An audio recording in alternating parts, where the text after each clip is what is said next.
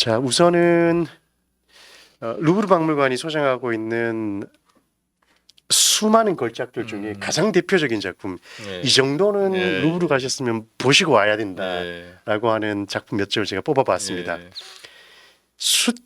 한 1,000만 명 가까이 되는 음. 그 세계의 관람객들이 루브르를 방문하거든요.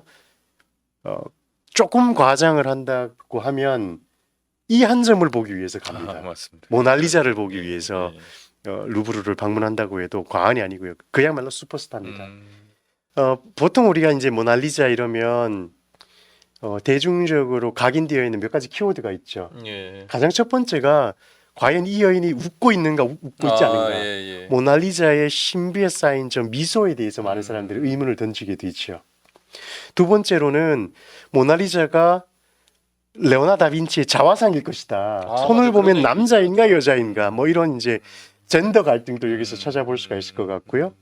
그 다음에 세 번째가 그 모나리자라고 하는 여인을 표현하면서 이 레오나 다빈치가 사용했었던 스푸마토라고 하는 기법에 대해서 스푸마토라고 하는 기법에 대해서 이야기를 많이 하는데, 스푸마토라는 단어는 이탈리아어 스푸마레에서 나왔습니다. 네. 이태리 여행을 하시는데 그 흡연자분들은 항상 조심하셔야 하는 게 논스푸마레라는 단어가 벽에 붙어 있으면은 흡연하면 안 돼요. 예. 금연이라는 뜻이거든요. 예. 스푸마레라는 말은 연기라는 뜻이에요. 연기. 그러니까 우리가 시각을 그 대상을 이렇게 바라볼 때 선명하게 보면 뭔가 윤곽선이 명확하게 드러나지 않습니까? 예. 그런데 우리의 시각적 경험이라는 게 그렇게 일어나지 않죠. 이 르네상스 사람들은 우리가 눈으로 보고 있는 세계를 어떻게 하면 설득력 있게 그림으로 옮기고 조각으로 옮길 것인가 하는 것이 이제 가장 중요한 과제였습니다.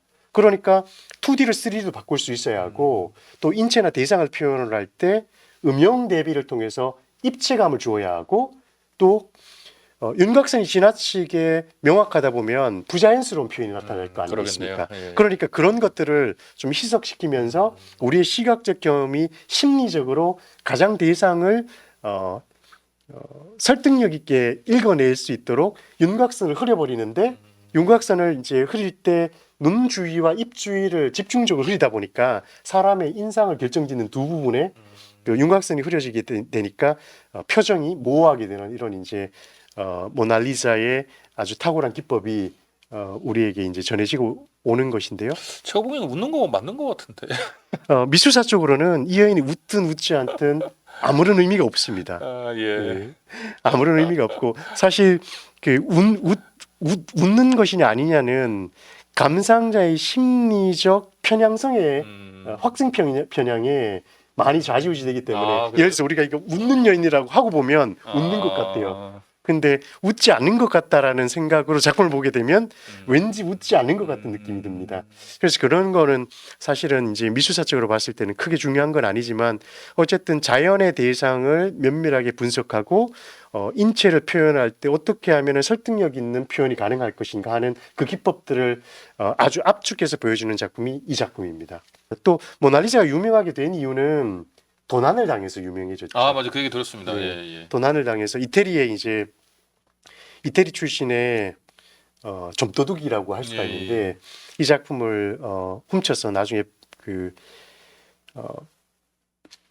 암시장에 팔려다가 덜미를 잡혀서 이제 작품을 다시 루브르가 찾아오게 되는데, 그러면서 법정에서 그랬답니다. 레오나 다빈치는 이태리 사람인데 이태리 작품이 프랑스에 있기 때문에 국가를 위해서 훔쳤다. 뭐 그런 말도 안 되는 소리를 내서. 대변이네. 네, 그러면 국가에다 갖다 줬어야지. 그래서 절도로 형을 살고요.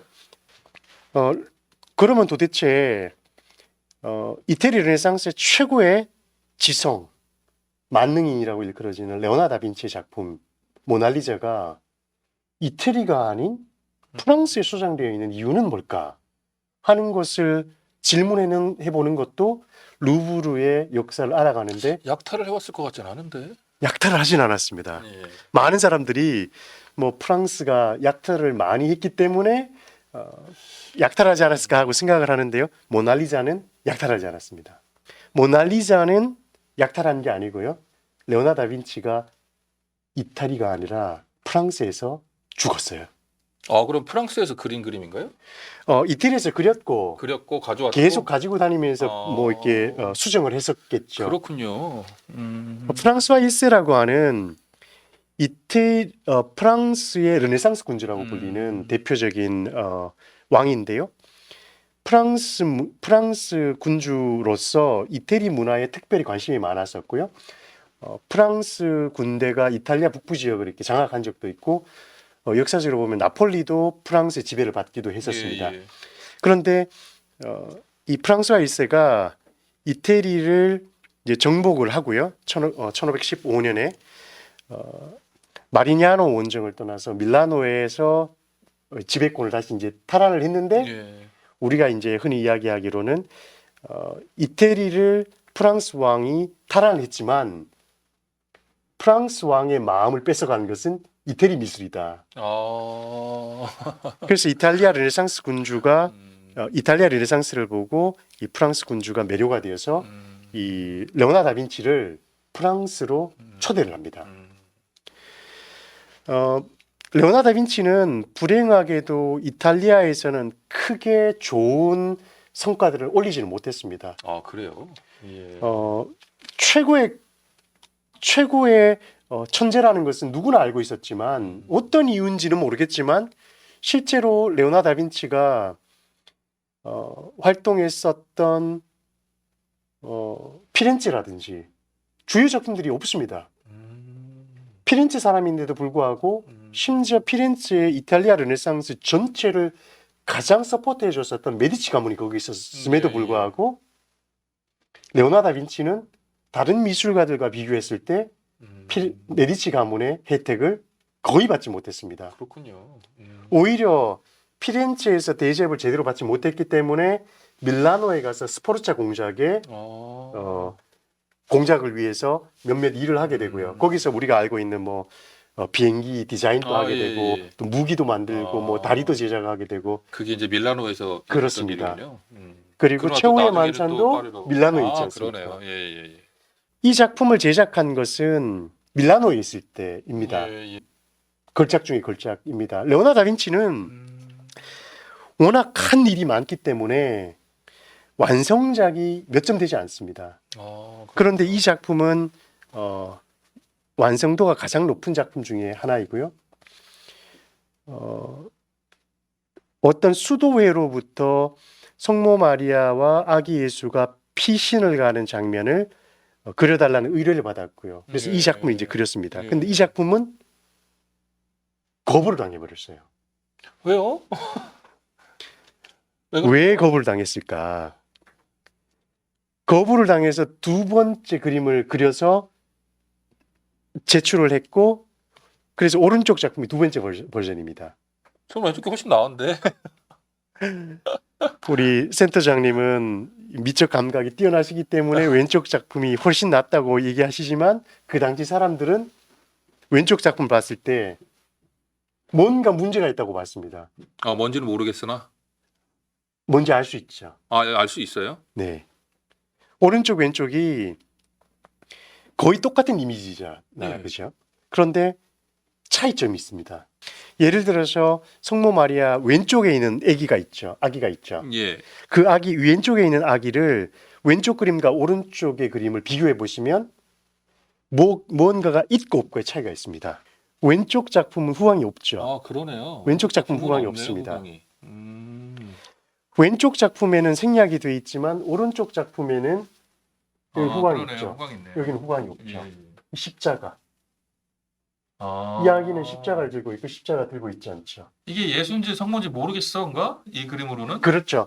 왜냐하면은 기독교 도상에서 전통적으로는 이 작품은 저희는 지금 미술관에서 이 작품을 예술 작품으로 보지만 교회의 재단에 모셔지는 재단하지 않습니까? 그러면 이 작품을 보았을 때 그렇습니다. 정확하게 이 인물들이 누구인지를 보여주는 상징들이 들어가야 되는데 이제 레오나르도 다빈치는 시대를 앞서간 천재였기 때문에 새로운 미술의 시도를 했기 때문에 이제 인물에서 전통적인 이 상징들을 다 빼버렸습니다.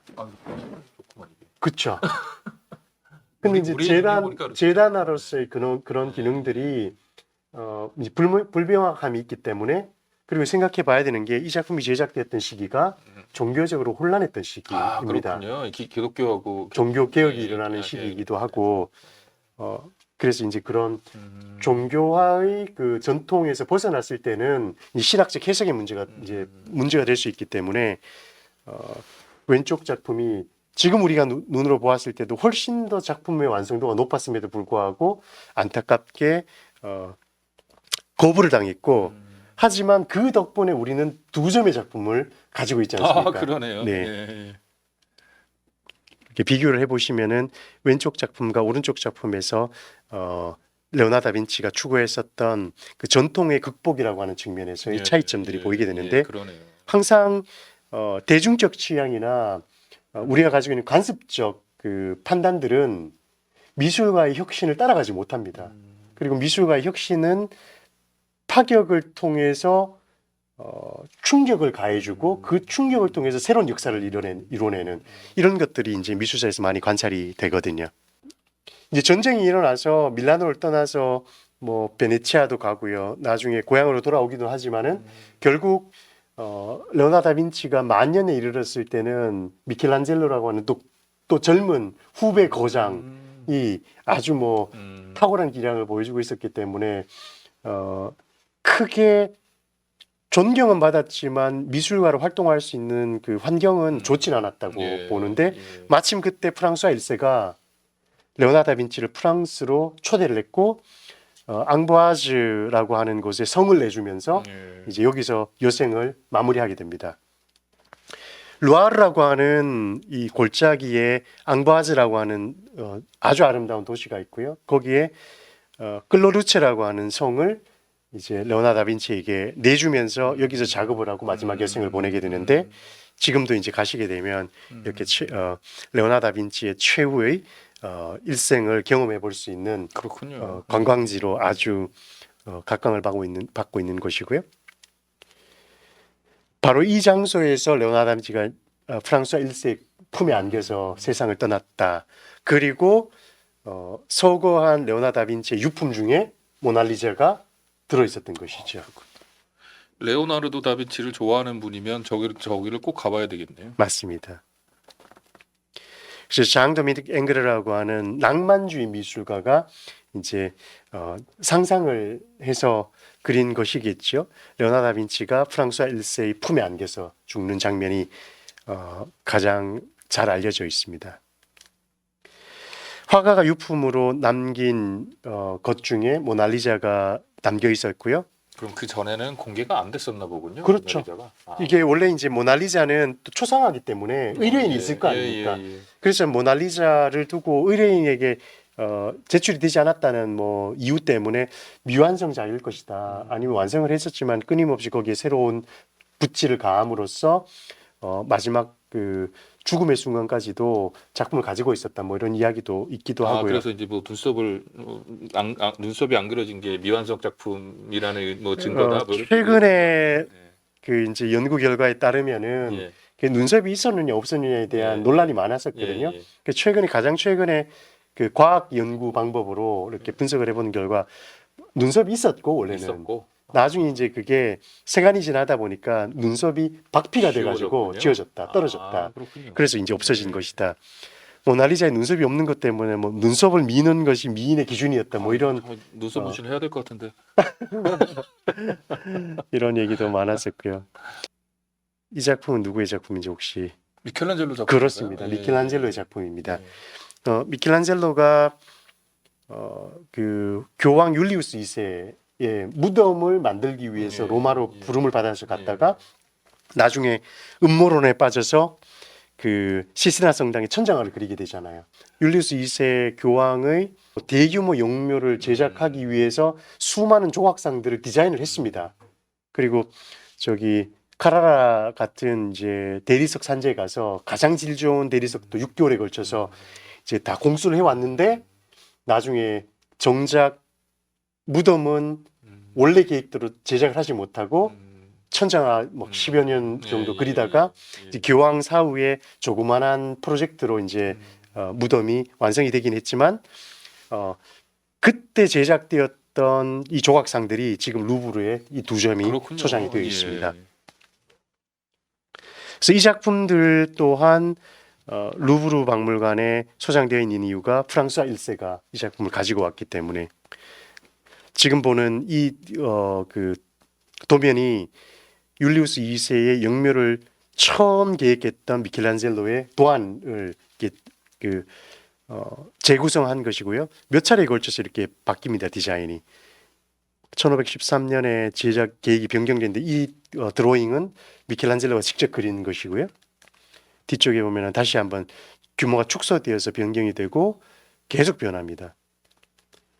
결국은 이제 1545년에 율리우스 2세가 서거한 이후에 교황이 추기경으로 활동했었던 빈콜리라고 하는 그 산피에트로 인 빈콜리라고 하는 로마의 교회에 지금 영묘가 저런 식으로 예. 이제, 제작이 되어서 만들어져 있는데요. 보시면은 모세상이 예. 가장 예. 유명합니다. 근데 보면은 모세 머리에 뿔이 이렇게 나 있거든요.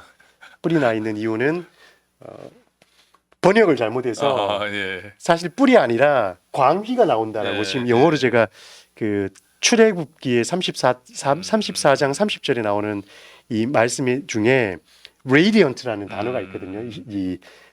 즉 중동 지역의 언어로 그거를 라틴어로 번역을 하면서 radiant를 뿔로 잘못 번역을 한 거예요.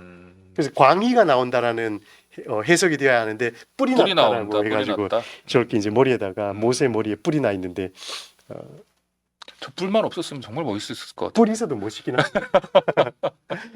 그래서 근데 그 저 모세상은 이제 루브르에 수장되어 있는 것은 예. 아니고 로마에 가시면 보실 수가 그렇군요. 있습니다. 예.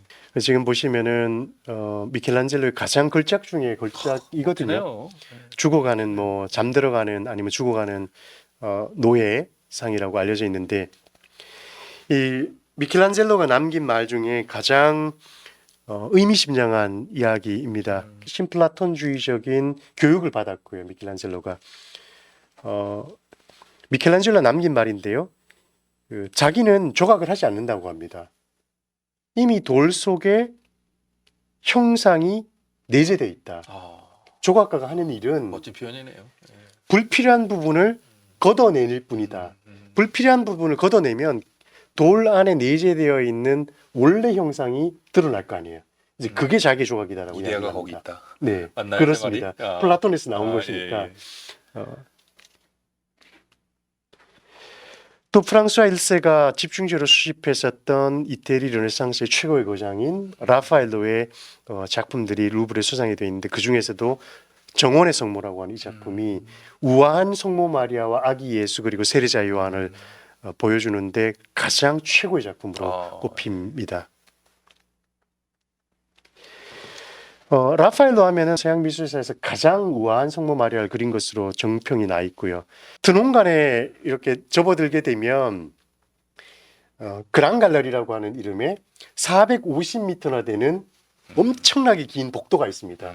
근데 저 복도의 벽면이 이탈리아 르네상스 거장들의 걸작들로 빼곡하게 장식이 되어 있는데 걸려 있는데 너무 크고 길다 보니까 우리가 저거를 다 보고 가지 못하지만 저 안에도 수많은 걸작들이 있습니다. 그렇겠죠.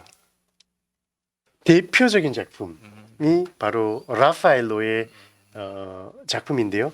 라파엘로 하면은 그 이태리 전성기 르네상스를 이끌었던 3대 거장 중에 한 명이기도 하고요. 가장 아름답고 우아한 마리아를 제작한 것으로도 정평이 나 있었고 또 라파엘로의 미술하면 균형감과 또 고전적 그 이상화되는 아주 아름다운 작품으로 유명한데 라파엘로의 작품들 중에 세속적인 인물을 그린 초상화로는 이 작품이 가장 뛰어난 작품이 아닌가라는 생각이 드는데요. 발데사레 카스틸리오네라고 하는 아주 중요했었던 이태리 인물의 초상화입니다. 기가 막힌 것은 제가 좀 확대해서 보여드리면요. 이태리 르네상스 지식인이면서 외교관이고 또 인문학자로 활동했었던 이 인물의 초상화를 그리면서 눈빛을 보시면요. 그러니까 저도 이렇게 딱 봤는데 파란색의 아주 영롱한 저 눈빛이 살아있는 듯한 기가 막힌 생명을 불어넣는 라파엘로의 천재적인 그 인물 해석이 담겨져 있지 않은가. 이 초상화는 사람의 얼굴을 알아볼 수 있도록 그리는 작품이거든요. 예. 그러니까 초상화를 봤을 때는 이 사람의 외형적인 것을 재인지할 수 있도록 예. 다 함께 그려야 하는 것도 미술가의 중요한 임무이지만 내면의 세계와 직업과 정신 세계, 이 사람의 업적이나 이런 것들도 드러낼 수 있도록 예. 작품을 제작하는 것이 탁월한 초상 미술가들의 그 역할이었다라고 할 수가 있는데요. 그런 측면에서 봤을 때는 라파엘로는 당시 최고의 초상 화가로 이름을 날린 것도 엄청 인기도 많았겠는데. 그렇습니다. 그러면? 예. 그리고 까라바초라고 까라바초, 하는 예. 또 뭐 이탈리아 바로크 미술의 문을 연 최고의 거장이라고 할 수가 있는데 센터장님 까라바초라는 미술가에 대해서 들어보신 적이 저 좋아합니다. 까라바초. 심지어 좋아. 예, 그림 굉장히 정말 네. 무슨 영화의 한 장면을 보는 것 같고 정확하게 표현하셨어요. 예, 너무 멋지더라고요. 이 르네상스 시대의 회화와 이 까라바조의 그림이 확연히 구별되더라고요. 이 정말 어떻게 이렇게 현대적인 우리가 그냥 영화의 한 장면을 딱 스틸컷을 보는 것처럼 맞습니다. 몇백 년 전에 이 사람이 그렇게 그림을 그렸지? 이런 생각이 저는 볼 때마다 들더라고요. 우리 이제 일반 대중들이 미술 작품을 기억하시고 좋아하는 그 취향들을 제가 이렇게 분석을 해보면 뭔가 전통에 얽매여서 그 전통적인 것을 최고의 기량으로 끌어올린 사람들보다는 예. 이단화적 성격을 예, 갖고 있는 예, 사람들을 예. 많이 좋아하더라고요. 예, 그러니까 파격적인 것들. 예. 바로 이 카라바초가 충격과 파격적인 인물이에요. 음, 그러니까 전통적인 미술의 관념을 완전히 벗어나서 그 당시로는 센세이셔널한 인물인데요. 지금 보는 이 작품이 충격적인 작품이에요. 그랬을 것 같아요. 지금도 이렇게 놀라운데 그 당시의 사람들은 얼마나 놀라웠을까? 작품의 주제가 예수의 어머니 카톨릭에서 가장 성스러운 여인으로 모시고 있는 성모 마리아의 죽음을 묘사하고 있는데 성모 마리아의 죽음이라고 하는 이 주제는 기독교 미술에서는 아주 전통적인 주제입니다. 그런데 마리아를 그리면서 저 말도 안 되네요, 정말. 물에 빠져서 익사한 여인의 모습을 스케치해서 저기다 담았다. 야, 그러니까 얼마나 많은 그 논란을 일으켰던 미술가이겠습니까? 그냥 저 제목이 없으면 저걸 누가 마리아라고 생각하겠어요. 그냥 그렇습니다. 일반 인간이 죽은 뭐 이런 모습이라 생각하겠지. 그래서 저희가 나중에 혹시라도 기회가 되어서 뭐 카라바초의 작품에 대해서 조명할 수 있는 강의가 마련된다 그러면 제 카라바초에 대해서만 한 번의 강의로 채워도 부족할 정도로 그럴 것 같습니다. 위대하고 탁월한 예, 예. 미술가입니다. 그래서 카라바초의 작품도 아주 탁월한 작품이기 때문에 루브르 가시면 꼭 보셨으면 좋겠고요.